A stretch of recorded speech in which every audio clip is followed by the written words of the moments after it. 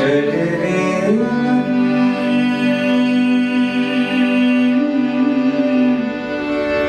अपने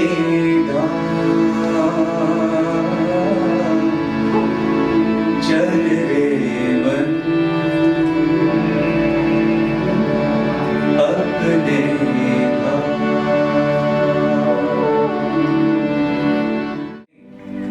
Each of us have made this journey towards Him. He has allowed us, He has pulled us into this journey towards Him. So each of us, Siddhartha, each of us have our own episodes, of how our recollections of our first darshan with Swami. As I was listening to him, I was just trying to recall how, like he said, like how Amay said, how each of us came to Swami.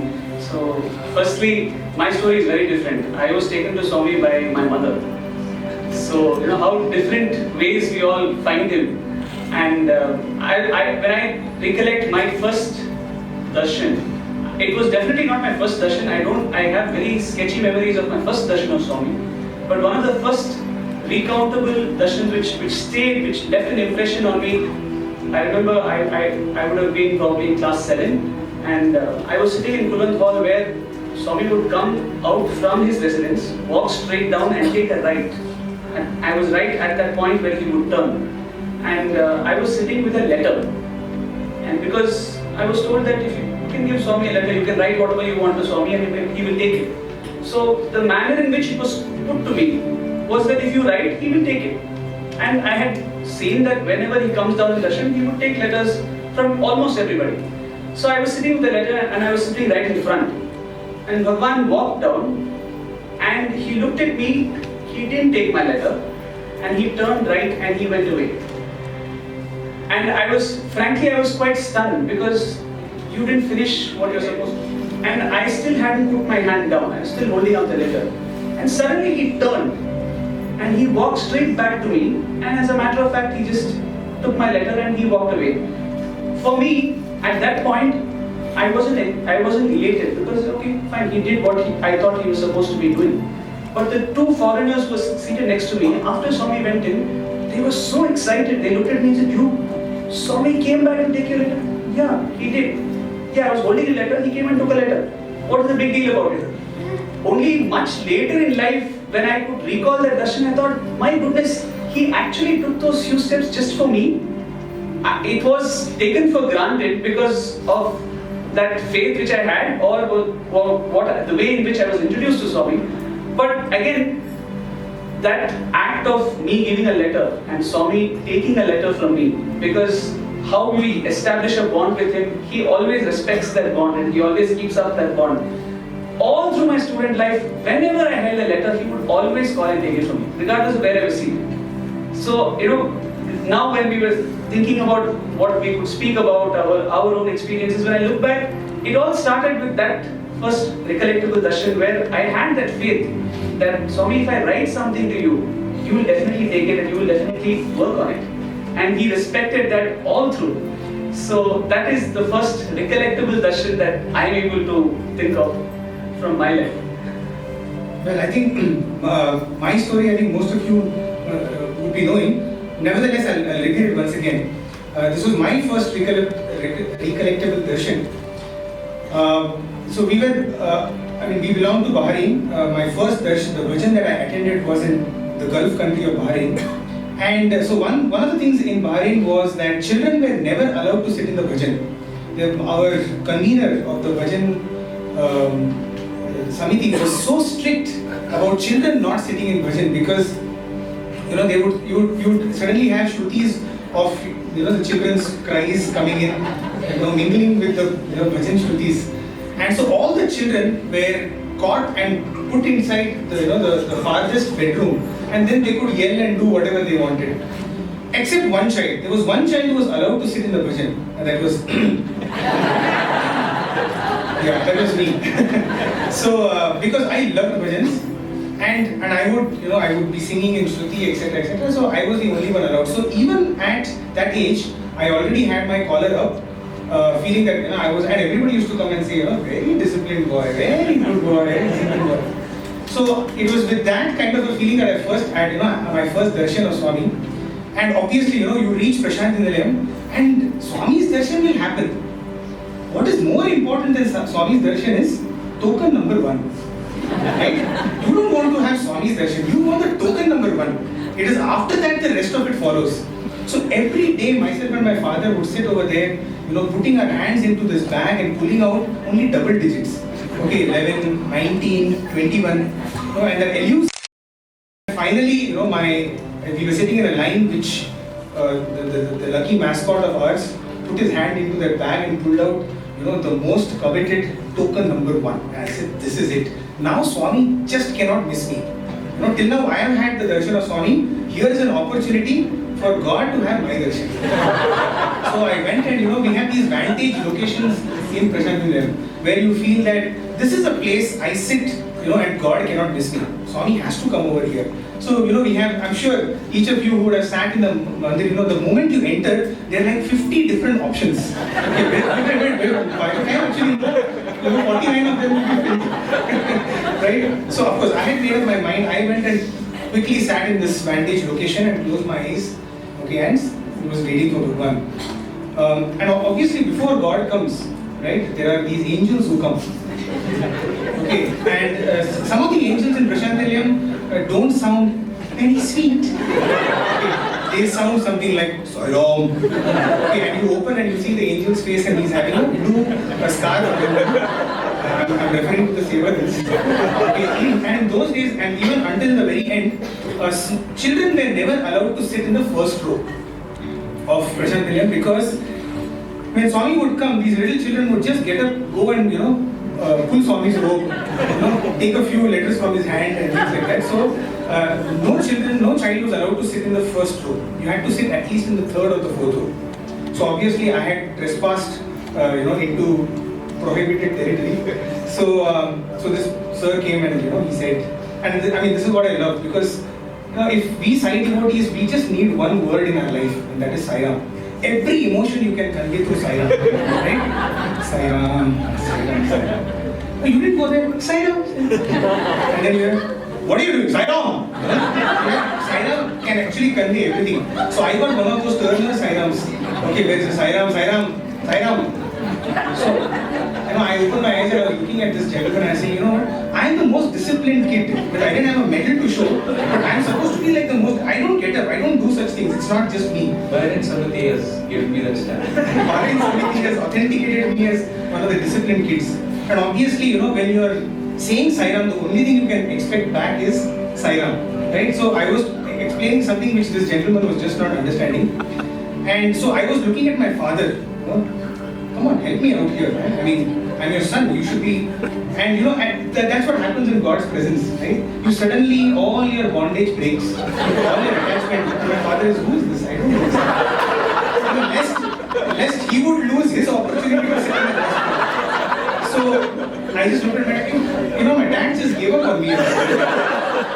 So, I was ceremoniously picked up from there, and there used to be these arches in those days. I'm talking about 80s.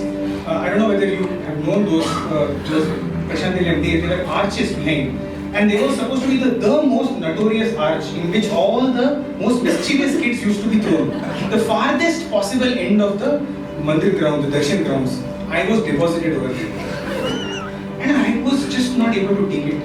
It was just too much time. I'm supposed to be the most disciplined kid. How dare you, put me into this, anoint me with the most mischievous kind of. I still remember I started yelling. Okay, yelling at the top of my voice saying, "This is not real Swami! This is not real Swami!" And for some strange reason I also said, "These are not real Sevadals." I still don't know what that means. Okay, what I meant by. But I was not able to take it that, Swami, I've always wanted you. How could you do this to me? How could you, do this to a boy who really wants you all the time? So I literally and guess what happened? We got the first row. Of course, not inside the darshan ground, outside the darshan ground. Okay, the Sevadals came and found out whose kid is this? Whose kid is this? And so my father turned back and said, "That's my kid." And both of us were thrown out of the darshan ground. So we had our darshan that day from again outside the darshan ground, and I still remember I was on my father's arm just crying away. I said, this cannot happen to me. And when Swami finished the darshan, he went inside the interview room, and in those days what used to happen is after the first round of darshan, everybody would go for breakfast, and then there was a good chance that Swami would come for a second round of darshan. So my father said, let's give up breakfast today, let's go back and sit and we'll wait, probably Swami will come out. And so we went back inside, we were sitting over there, I still remember it was the third or fourth row. It was about 45 minutes, so when I had yelled, it was about 6:30, 6:45 in the morning, and this was about 7:45, the first round of darshans were over. Swami, the interview room door opened, Swami was standing there in the interview room, just outside the interview room, and I still remember, I was able to see that. And from there, he just looked in the direction of us, the gent side, and he walked ramrod straight to me. Okay, and by which time, by some kind of a design, I was pushed, and I was in the first row. Okay, I was in the third, fourth row, but I was pushed because Swami was coming. Everybody moved forward, and I was in the first row. Swami comes up to me and in Hindi says, "Kai ko chillata hai? Why are you shouting? Why are you shouting?" Okay, and for me, it was my hero. Okay, my icon. Okay, was standing right there in front of me. And I was like, I don't know. I mean, that huge face of Swami and that beautiful hair. And then he said, "Hey, take Pad Namaskar." Okay, and then he patted me, saying, "Good boy, sit down." And I'm sure that in each one of our lives, Swami has walked in like this. And there's a beautiful song that we all had sung in front of Swami. When I was in 8th class, I had sung it when Swami had come to hostel. The song is in Telugu, but it is such a beautiful song. It is composed by one of the great devotees of Swami, Sri Ghantasala Garu. Ghantasala was an iconic singer of the 1950s and the 60s. And it was composed, this particular song was composed by him. And it's a very beautiful composition because it seems the first time he came to Prashant Nilayam, Swami didn't even look at him.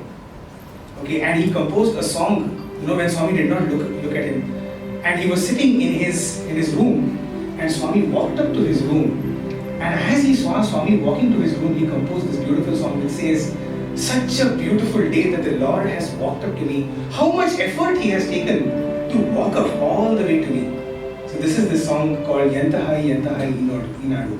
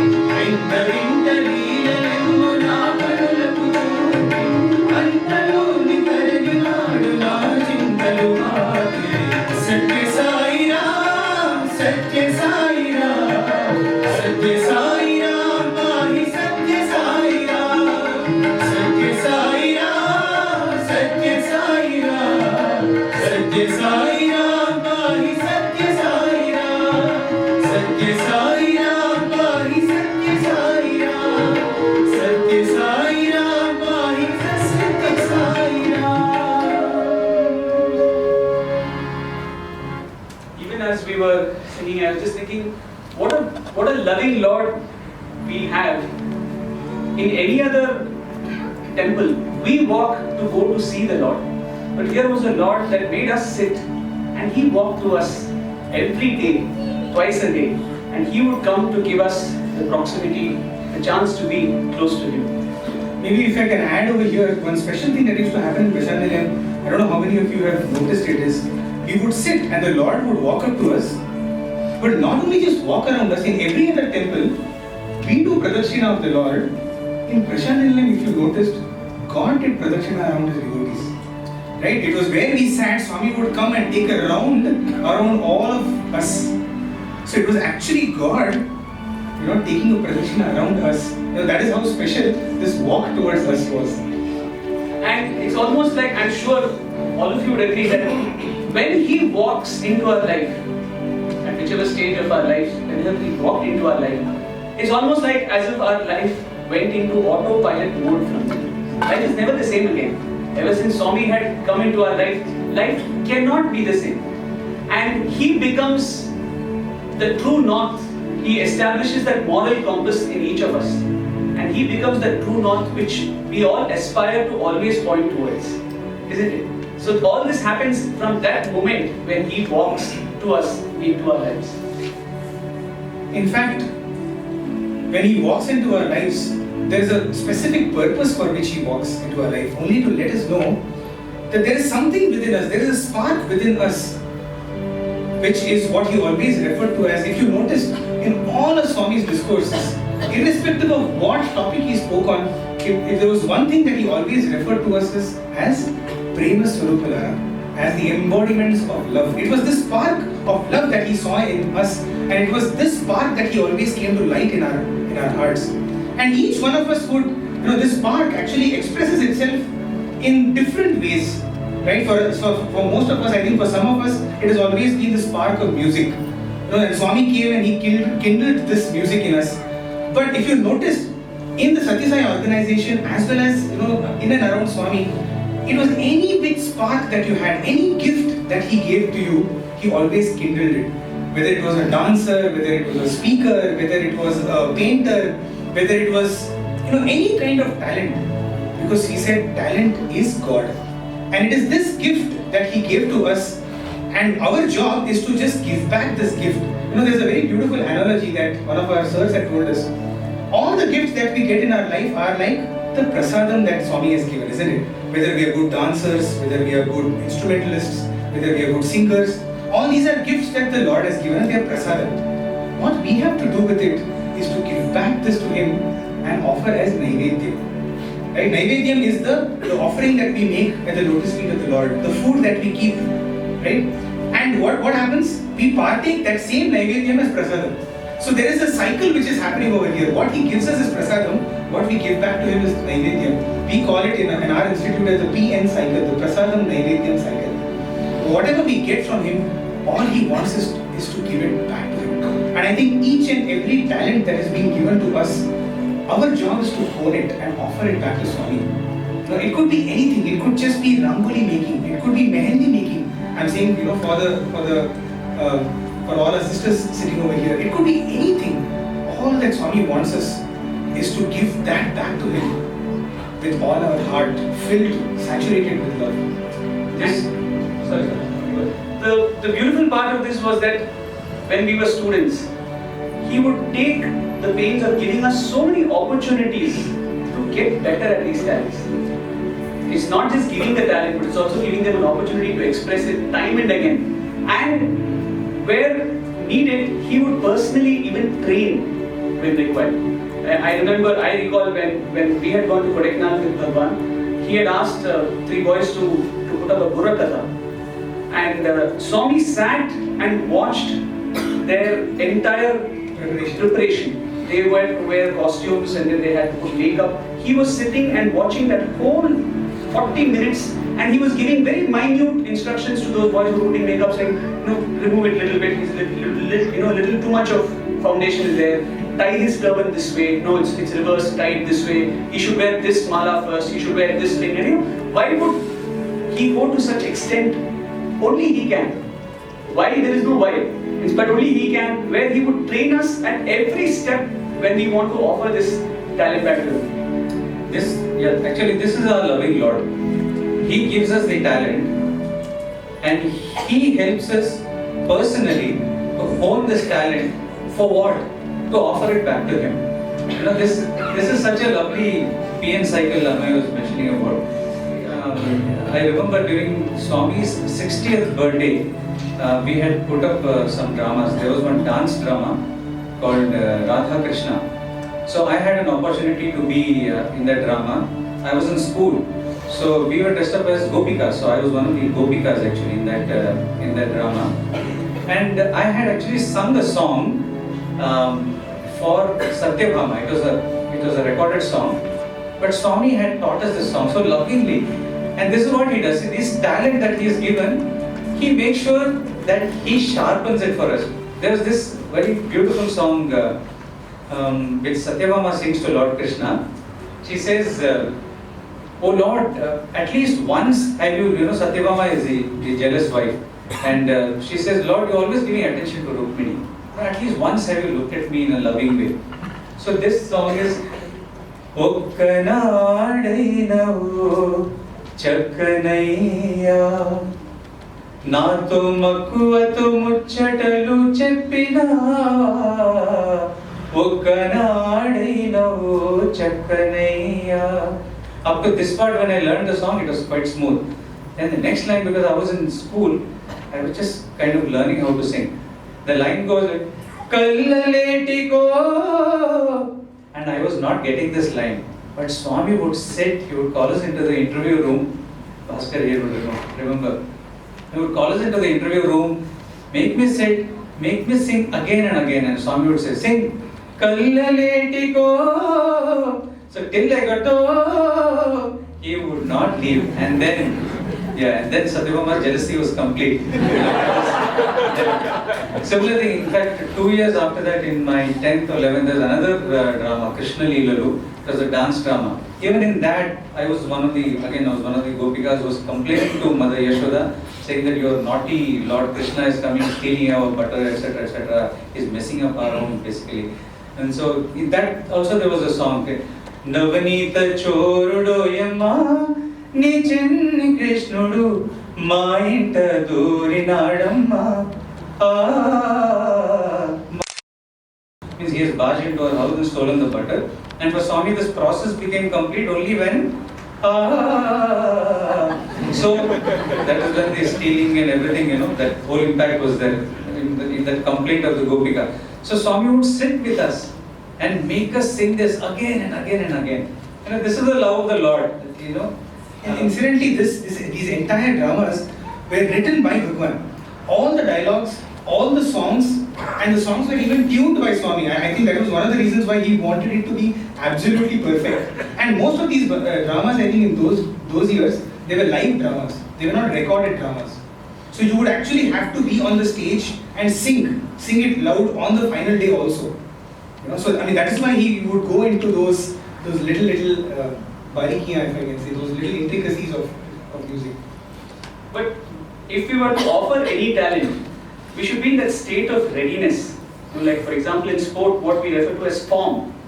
You know that a particular player is in the peak of his ability to exceed or excel in that sport because he is in good form. We use the term form. The same goes as in this case where we would have these opportunities to offer it to Swami. It's almost like as if I can use an analogy, it's a dark stage and all of us are actually dancing. There are no lights. All of us are dancing. And suddenly the spotlight comes on you. So if you have not been dancing because it's dark, when the spotlight comes on you and you realize that the spotlight's on you and you start dancing, everybody notices that you are not in sync. And so therefore you have to be always ready. When the opportunity comes, when the spotlight is on you, this talent you can offer it to the best of your abilities only if you have always been in that state of preparedness. The spotlight would go away from you. When it goes away from you to another person, you should still be dancing because you never know when it's going to come back. So with Bhagwan that was, and we were always taught to love his uncertainty. You never know if the spotlight would come on, if it would come on you, when it would come on you. So we always had to be in that constant state of readiness to give. When the opportunity comes, you just have to, because you get one shot and you just have to make it your best shot. Swami would say that he wanted his boys, which meant everybody that those who are devoted to him, to be ever ready. You know, those batteries or torchlights that we get in India called ever ready. So he wanted us to be ever ready. In fact, I remember during my undergraduate days when I was studying in Vrindavan, Swami happened to come to Whitefield from Puttaparthi for Ugadi. And Swami came just the day before Ugadi, and we were not told that we have to put up a program or anything, and we just thought it would be a routine bhajan. Morning at 7 o'clock, we were just, each of us were getting ready in our own rooms getting ready to go for darshan. We get word, Swami has said that you all must put up a program in the lawns in front of Tarai Vrindavan at 8 o'clock. This is 7 o'clock in the morning and 8 o'clock. And the additional instructions is new songs. Oh my God. You cannot get away with Humko Tumse Pyar Kitna. Yes. So we had to do something. And there's no going back. So when Swami says, I want this, you have to get that done. So we hurriedly came from our room, sat in the music room in Bandham in the hostel, and we thought what we should sing. And then, okay, there is this song which came. So when Swami asks us to do something, if we pray to him and have the full faith, he will give us the strength and the ability to do it. And I think the one other thing which comes out of this is you cannot be ready on that particular moment unless you have been ready every single moment of the day, right? Because as Brother Siddharth was saying, you never know when the spotlight comes on you. You have to be dancing all the time. So unless you have put in your adequate amount of practice, you cannot perform at that moment, right? So that is also another very important thing in our sadhana. When the Lord will come and ask us for something, we will not know. Right? But unless we have practiced for it enough, we will not be able to give the best to the Lord. So then this is what happened in that last 1 hour. I'll just show you what.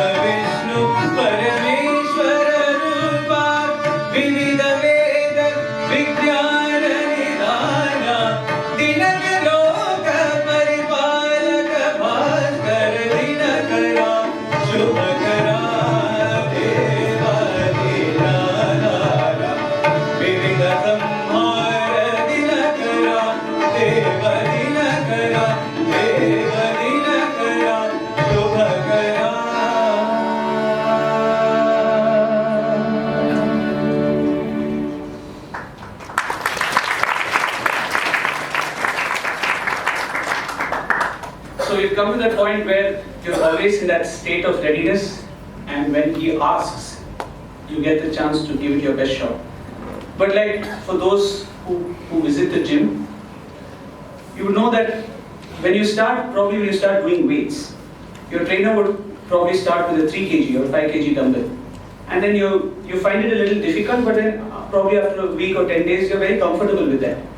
But he doesn't allow you to stay in your comfort zone. There's a time after that where we'll ask you to pick the next heavy dumbbell. And again, that is very difficult when you start with. But that also you get used to. So you who thought 3 kg was difficult, probably after a couple of months you're lifting 7 kgs. So similarly, Swami would expect that not only, okay, if you have delivered, great, but how much better are you going to get? What else can you do? And especially with regards to music, when he would ask for songs, he would say, sing swaras. He would say, sing new songs. He'd ask us to reach higher notes. Now these are things which you have to constantly strive towards, even if you're not entirely naturally capable of it. Of course, His grace is always there. When He demands, He will also shower you with the grace, providing we put in that required effort. And if we really want to offer what He wants from us, we will constantly, He will keep raising the bar, but He'll also keep supporting you from below to make sure that you can reach that bar. Amen. You've been singing for so many years. Any difficult song? Yeah, in fact, the same thing happened, very similar to what Brother Ravi was saying. There was when I was in my first year MBA, we were like petrified when it came to swaras. We were never able to sing. I was never able to sing any swaras, though we had a little bit of formal training in music. And Swami, it was the MBA day, August 21st, and Swami wanted swaras in the song. And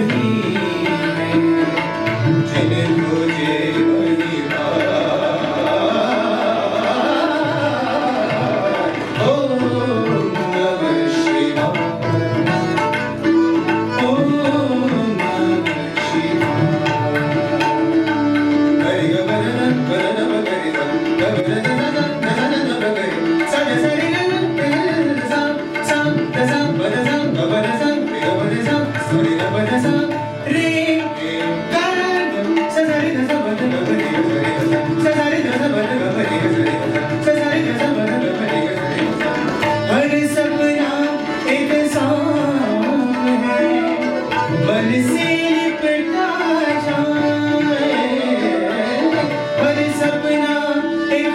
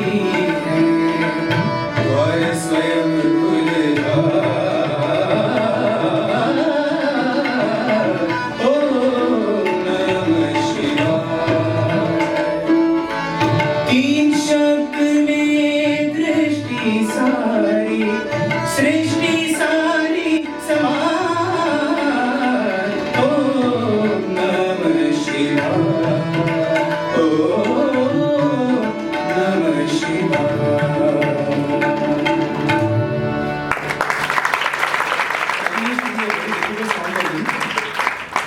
But such a kind of a song, I think before August 21st, I couldn't have dreamt of singing, in spite of actually singing bhajans for a fairly long amount of time. And I think that's what Brother Siddharth was saying. Swami would one little step into the uncertainty that he, just like a little child, when you ask it to jump from a table, or from any kind of windowsill, it just jumps.